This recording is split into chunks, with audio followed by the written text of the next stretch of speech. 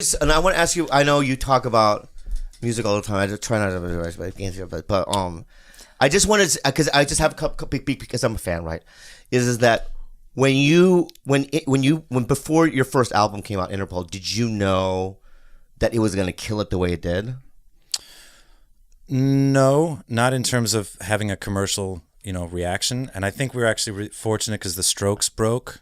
And so then like indie rock was having this moment out of New York City and everybody was ready for, new indie rock from New York City. Right. I think that helped as far as like how widely we were received. Yeah. But what I did really know was that that everybody in the band was really talented. And when we got our final lineup with Sam, our drummer, and we had Carlos, I was, I just felt like these guys are, if we need more than this, then I don't know. I felt very confident that we were capable of doing great music, but like who knows how it's gonna, be received. Right. But when the critics, because it was so critically acclaimed, the first one was, yeah, and people just loved it, and it's like, I just don't know. I feel like that just for your first album to have that kind of fucking heat, it must feel so good, I mean, it's like, but your sophomore album though. Mm-hmm. Usually there's a slump, they say, right? Yep. But I'm sorry. I mean, this is an album that you started. Antics. Yeah, Antics, right? Is in many ways better than the first is great, but to follow it up with Antics was like, oh my god, like they're consistent. You know what I mean? Did you feel good about Antics? For sure. Yeah. Yeah. That was a great phase in the band, and I think we had an idea. We were super mindful of the sophomore slump thing. And also I remember being very mindful of not waiting too long to get the second one out, which we had to have like band meetings about because Carlos kind of wanted a break in that period of time. And I had a sense that like, we really got to do the 1-2 punch, so to speak, for the reasons that you just said. So I think we were, aware, and I think we did the right thing at that time.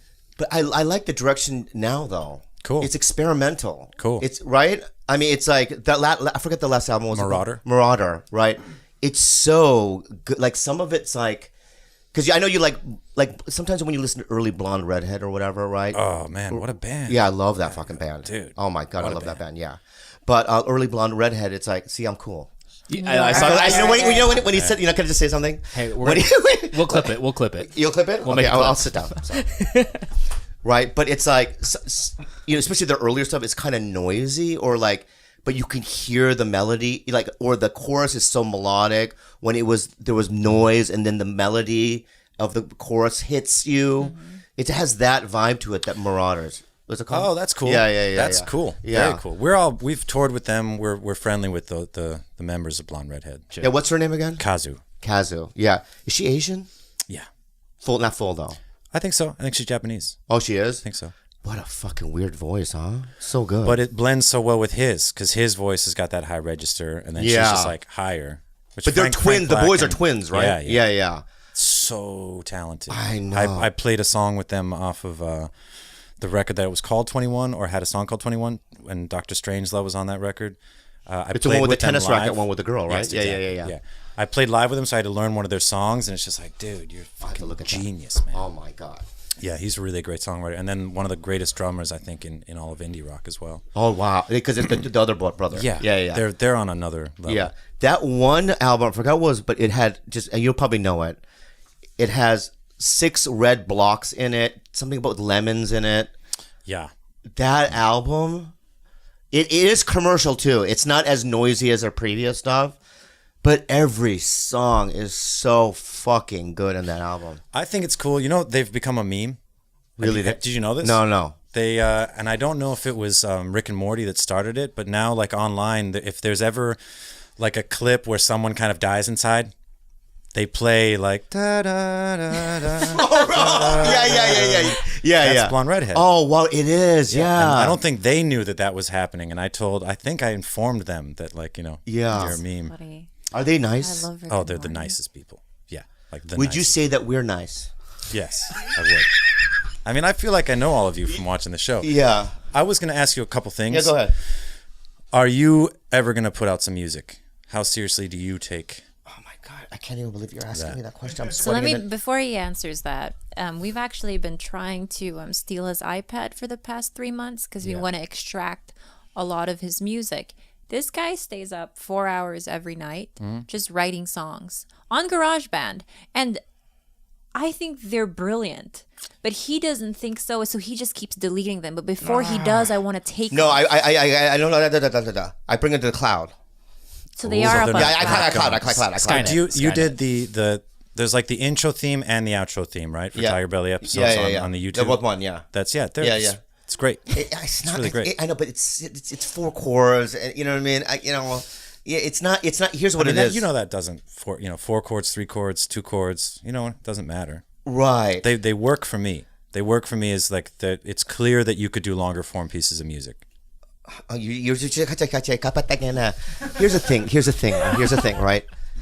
Like when you write a song, right? Maybe it'll start with a D minor, and then you'll like use diminished notes, right? Not knowingly, but sure. Really? Yeah, I don't know any music theory. All right. Wow. So it's just instinctual. Yeah. Then yeah. But you'll use a diminished chord. And I'm like, yeah, I would never use that. I'm not a music guy, but I do know how, especially when modern pop music, generally it's 4 chords, 3 or 4 chords, and people use the same ones over and over again. It's just in terms of tempo or how you use it, Mm-hmm. And so I know the basics, but I'm blushing right now. Maybe one day, I can grab your email. Maybe I could send you some stuff. Dude, I'd love to hear. But that would be. I think even the fact that you're saying that you're noticing the diminished chord. I mean, you're tuned in to that's just sort of like having aesthetics and that's what you would apply to your writing. So I feel right. like you're tuned in to the nuances of writing good and emotive music. Yeah. I think you should do it. Thank you. Yeah, I think it has a lot to do with also just me. There's a difference between, and I've always said this to people. There's a difference between like being a technical musician and being like the Velvet Underground, right? Sometimes a band like the Velvet Underground, sometimes it's very primitive. It's like just Mo Tucker just banging the thing, but sometimes it represents a culture, right?